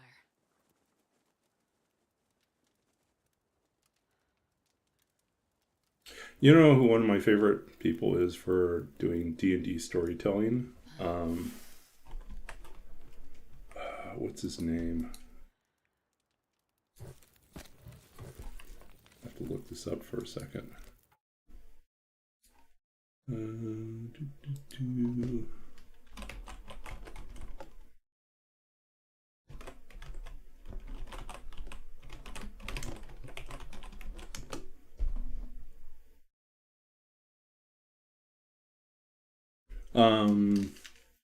Have you ever watched anything from Puffin Forest? Puffin Forest does like the funniest stories. It's just like this weird guy with really, I mean, the illustrations are simple but entertaining. And they're, yeah, it just does a great job of telling these stories. Put that out there for you. Yeah. Anyways, I think like if you just it's all like really simple illustrations, but the very entertaining in terms of like what happens. He is always telling about, you know, every time like a campaign or adventure goes completely off the rails and someone does something really, really stupid or unexpected, absurd, yeah, or just like, or yeah, like people making ridiculous characters to break the game, or people breaking the game in other ways, or people breaking the adventure, and but they're great stories.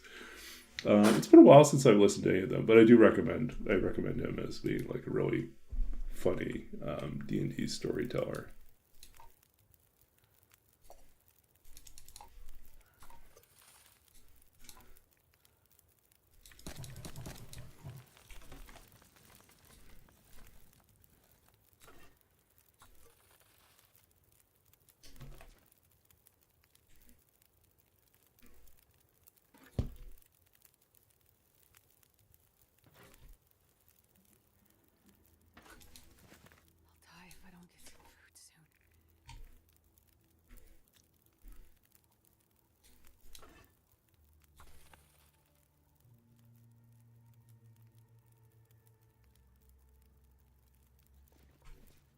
You know, it'd be great if deer showed up here again, but they don't anymore. They moved them.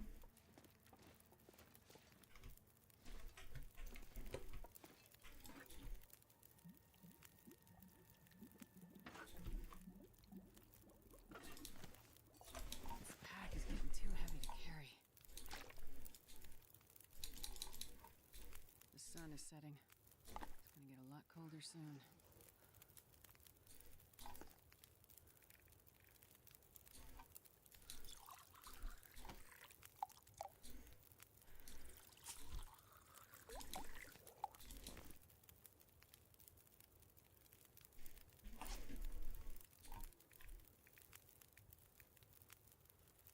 Okay, I'm going to pull a few more torches.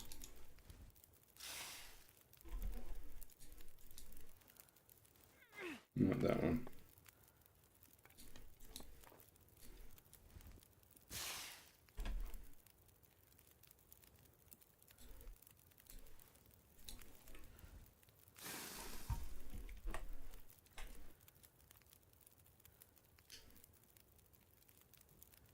Yeah.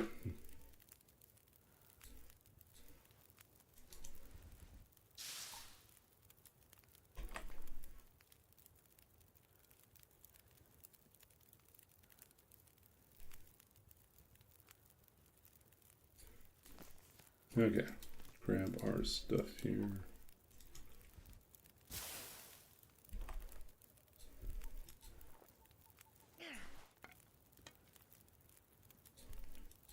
Barely walked with this much gear. Oh, we're so heavy.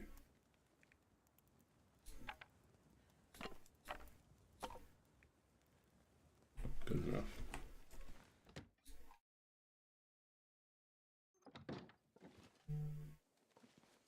Nice, right. So this should be done in the morning.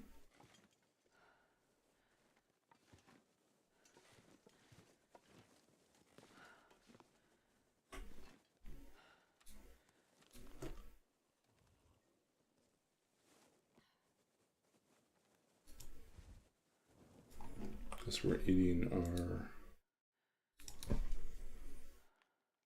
acorns and cattails for now.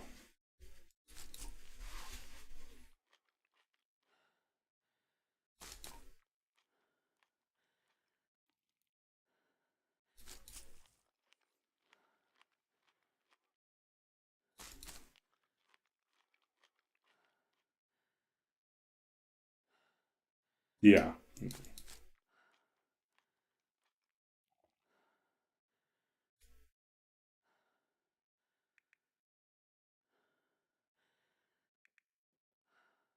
We're at 12 arrows. I'm not gonna be able to carry this load for much longer. We just need more feathers. We can make another 7, 20. Definitely want to make more arrows. When we get to Broken Railroad, maybe we'll do it in Forlorn Muskeg. Okay, folks, I think we're going to wrap up here.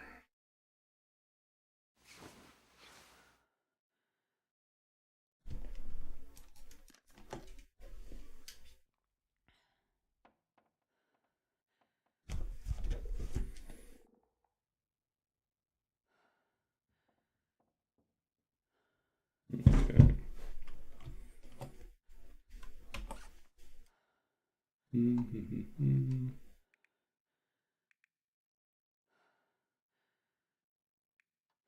Everything else is good.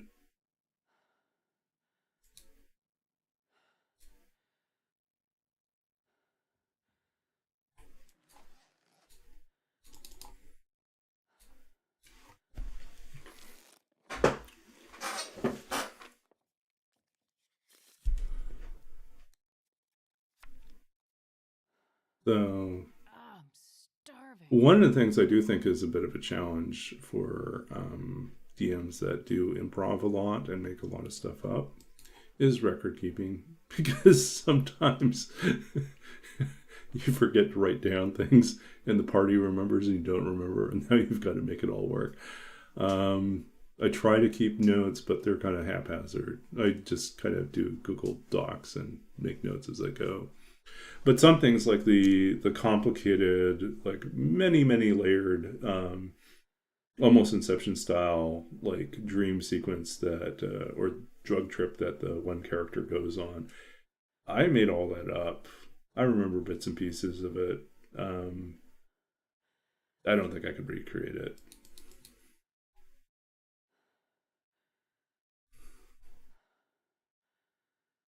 Yeah.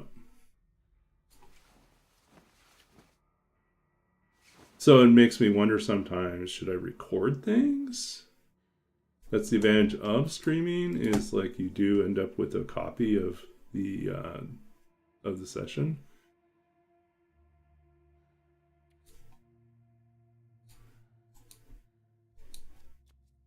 But how often would I actually go back and listen to it to transcribe things? Yeah. I'm starving.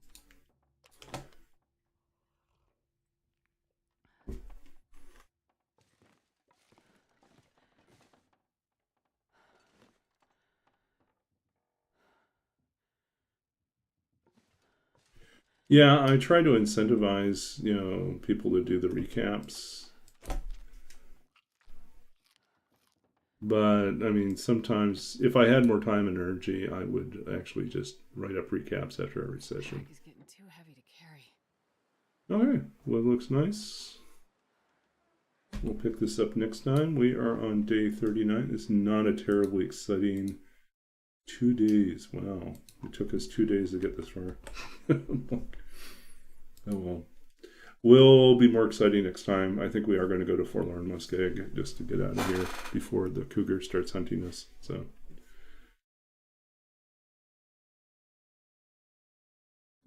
okay. Yeah, welcome in. We're actually getting ready to wrap up. Is what's going on. Had a kind of a quiet night. We spent a lot of it chatting about other stuff and not necessarily focused on advancing too far. But yeah, it's been nice hanging out with everyone. Thanks for dropping in. If you're new to this channel and just want a little bit more information about me, I'm a writer. I'm the author of 2 books of poetry. I'm a former computer games programmer as well, and I used to teach creative writing online and in person.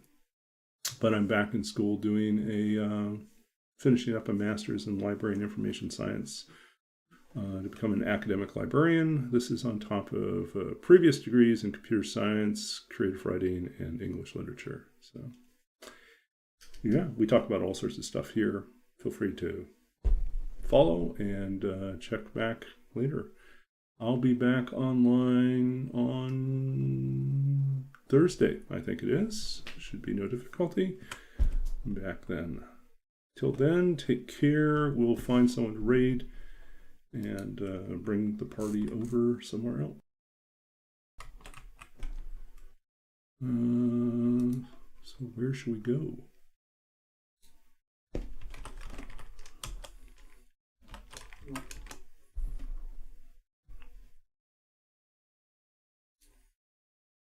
Okay, I'm looking at games and cookies, Carradine, Word Swank, Oshkosh.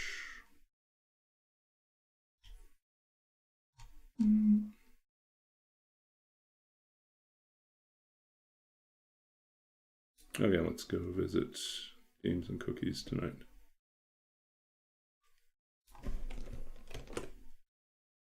Okay, can't really go wrong. Let's visit Games and Cookies tonight. So we'll be over there in a second. Thank you all for hanging out. Back again Thursday night.